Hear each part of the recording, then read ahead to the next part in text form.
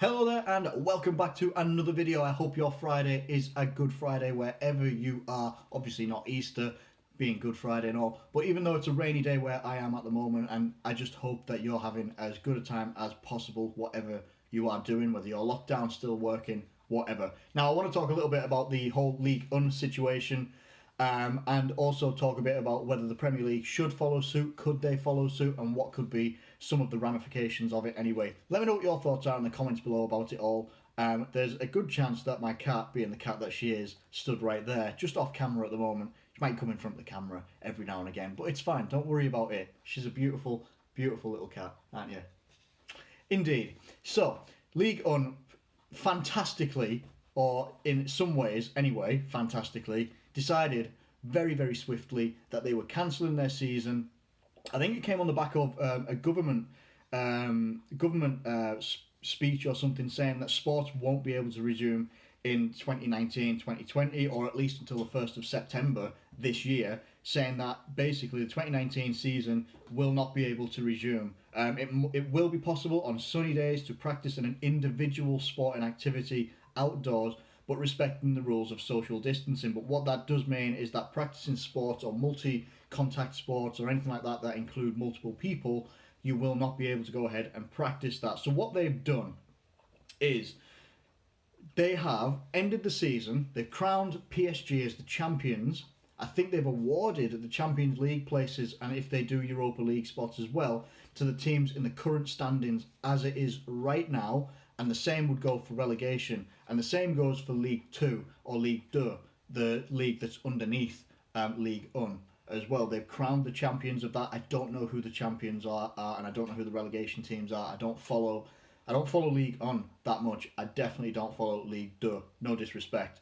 But that's what they've done. They've basically said, look, we're going to do this. We're going to cut this season off, and this is how we're going to do it right now. Apparently, I don't know if this is true or not, but apparently the French league have something wrote in their policies, or something to do with the policy of the season, how it could end. Like if something for whatever reason the season has to stop, that the league standings as they are when it stopped is how the rest of the season will be considered. That is just what it is. Now I don't think the Premier League have anything like that. I don't believe that they have something like that. So whether I don't know if any of the French league are going to be taking legal action or anything like that, or because they've got that wording in a documentation somewhere that says that the current league standings will count if the season's cancelled, maybe they can't take legal action and any legal action will be futile. I think the Eredivisie were the first ones to cancel their season with no champion, and I think that they did that because Ajax were only ahead against someone else, might be Arze or someone like that, I'm not sure, only because they were level on points, and they were separated by goal difference, and that might be the only reason that the Eredivisie have done that. Now I think FC Utrecht or Utrecht, don't know how you say their name, apologies if I've absolutely murdered it, are taking legal action. Depending on what happens there, could have an influence on the Premier League, but I don't think so. I actually don't think that there will be much influence from outside leagues and what they do on the Premier League. I think that the Premier League is in a little bit of a different situation to every other league around the world, and I purely believe that they will do whatever they can to restart the season under, whether it's behind closed doors or whether it's at neutral venues or whether it's going to be like mini tournaments to finish the rest of the 92 or 96 games, pretty sure it's 92, the rest of the games of the Premier League. I think that they'll do it, and I think that they'll do it purely on a money-driven basis. Now, whether that's right or not, whether that's right or not, it's not right. It wouldn't be right to do that. It really wouldn't. Like, to do things, as long as it's healthy and safe to do so, and it is good enough to do so for, it's not going to cause any risks. Testing and stuff like that will be available, and hopefully it's all nice and safe and all good. Then yeah, fine. Resume the season. I love that. Literally, my hat is sat on the table, and that's all she wants to sit on. Great stuff. But yeah, as long as everything's nice and safe and all good like that, then fair enough. But it will be purely a money-driven situation with the Premier League. There's that much money in the Premier League and English football in general. They will be wanting to get things up and going as soon as humanly possible, or as they'll get it going regardless at some point, whether it's later on in the year or not. Now, the only other idea that people could there's loads of other ideas. There's loads of ideas. I went through and did a video a while ago, might have been last week, about points per game and all this sort of stuff and predicting results and things like that. Finishing the season seems to be paramount. That's what people want. They want some, and also it's because the people want something to watch. They want something to occupy their minds with, as well. Something like we don't always realise how big sport has been a big part of our lives until it's all taken away from us. And that can be any sport: UFC, football, rugby, tennis, whatever you enjoy. It's taken away, and people are looking for a substitute, and there isn't one.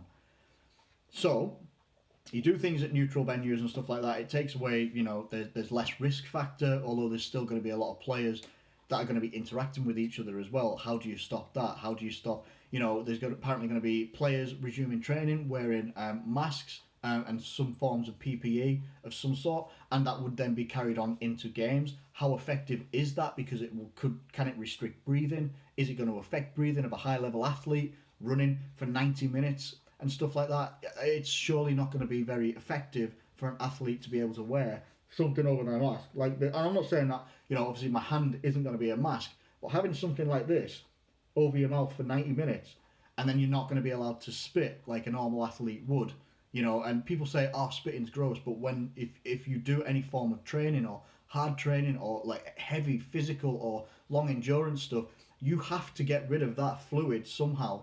It's going to build up in your mouth sometimes. It's going to build up. You have to get rid of it. And if you disallow people to spit, which will just be a natural human reaction to these athletes, I don't know how safe that is going to be to do. Then the other option that is sort of going about a little bit is finish this season whenever you can.